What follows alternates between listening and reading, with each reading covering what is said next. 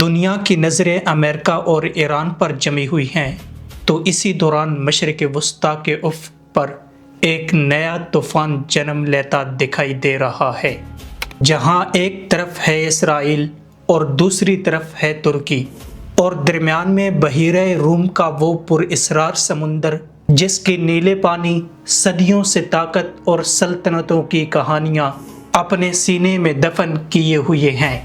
یہ وہ سمندر ہے جس نے کئی طاقتوں کو عروج کے تخت پر بٹھایا اور کئیوں کو تاریخ کی راکھ میں بدل دیا، اور آج یہی سمندر ایک بار پھر ایک نئے یدھ کا خاموش گواہ بنا کھڑا ہے۔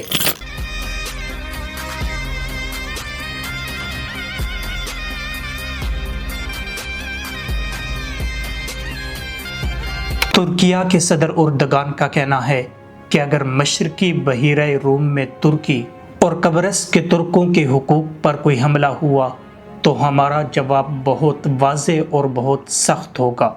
اب صدر اردگان کی یہ دھمکی اسرائیل کو تھی، کیونکہ اسرائیل یونان کے ساتھ مل کر ترکی کا گھیراؤ کر رہا ہے۔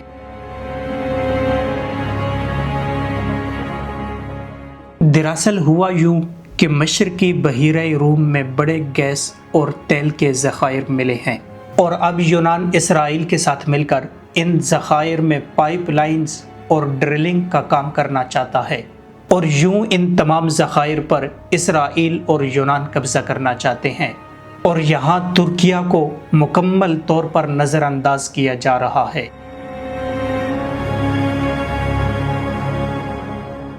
حالانکہ یہ ذخائر قبرص علاقے میں ملے ہیں، اور آدھا قبرص یونان کے پاس ہے اور آدھا ترکیہ کے پاس ہے۔ چنانچہ اس لیے اب ترکیہ کا کہنا ہے کہ یہ برداشت نہیں ہوگا کہ اسرائیل اور یونان مل کر ترکی کے سمندری علاقے اور قبرص میں رہنے والے ترکوں کا حق چھین لے۔ اردگان کہتے ہیں کہ کچھ چھوٹی طاقتیں اسرائیل کی کشتی پر سوار ہو کر ترکی کے خلاف خواب دیکھ رہے ہیں، لیکن ترکی اب خواب توڑنے والا ملک بن چکا ہے۔ لیکن اب لگتا یوں ہے کہ مشرقی بحیرہ روم میں یہ صرف گیس اور ذخائر کی جنگ نہیں، بلکہ یہ خطے کی قیادت اور مستقبل کی جنگ بن چکی ہے۔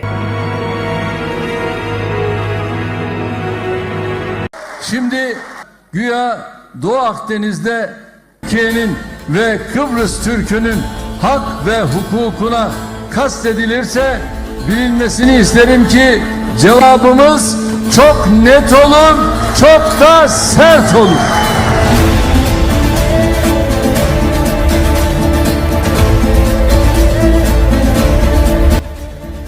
اب مشرقی بحیرہ روم جہاں ترکی اور اسرائیل آمنے سامنے آ چکے ہیں، تو دوسری طرف صومالیہ میں بھی ترکی ورسز اسرائیل جنگ کا طبلہ بجنے والا ہے۔ یعنی صومالیہ میں مشرق وسطیٰ کی یہ دونوں طاقتیں آمنے سامنے آنے والی ہیں۔ یہ ہے صومالیہ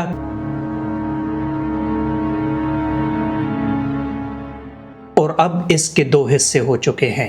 صومالیہ کے اندر اب یہاں پر ہے ترکی کا فوجی اڈہ، جہاں پر ہزاروں صومالی فوجی ترک افسروں سے تربیت لے رہے ہیں۔ یعنی صومالیہ کا یہ حصہ مکمل ترکیہ کے کنٹرول میں ہے، اور صومالیہ کے صدر حسن شیخ محمود کا کہنا ہے کہ ترکیہ کے علاوہ ہمارا اور کوئی بھی نہیں ہے، مگر یہاں ترکی صومالیہ کی وحدت کا حامی ہے۔ ترکیہ چاہتا ہے کہ صومالیہ مضبوط ہو اور پورا ہارن آف افریقہ ترکی کے اثر میں آئے، جبکہ دوسری طرف اسرائیل نے ایک چال چلی جو پوری دنیا کے لیے حیران کن تھی۔ Official recognition of Somaliland. I'm shocked to listen to the outrageous comments from the Israeli representative. دسمبر 2025 میں اسرائیل نے صومالی لینڈ کو دنیا کا پہلا ملک بن کر بطور آزاد ریاست تسلیم کر لیا۔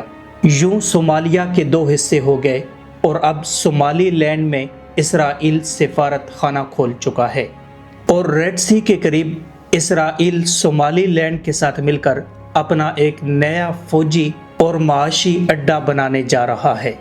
اب اسرائیل کا پیغام بالکل واضح ہے کہ اگر مغربی صومالیہ ترکی کی طرف جا رہا ہے تو ہم شمالی صومالیہ کو خود اپنے کنٹرول میں رکھیں گے، جبکہ ترکیہ کا کہنا ہے کہ صومالیہ ایک ہے اور ہم اس کی تقسیم نہیں ہونے دیں گے۔ İsrail'in Somaliland'i tanımak مگر ابھی تک صومالیہ کا معاملہ ترکی اور اسرائیل کے درمیان ایک سفارتی ٹکراؤ بنا ہوا ہے، تاہم مستقبل میں یہ سفارتی ٹکراؤ فوجی ٹکراؤ میں تبدیل بھی ہو سکتا ہے۔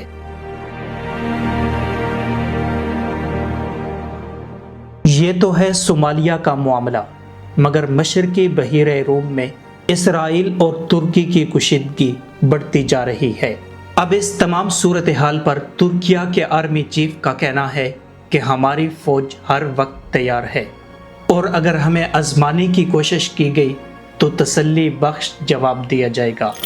Denizi ve Doğu Akdeniz'de icra edilen Deniz Kurdu 2 2026 tatbikatında amacımız harekata hazırlık ve sevk ve idare etkinliğinin artırılması ve müşterek çalışabilirliğinin geliştirilmesidir.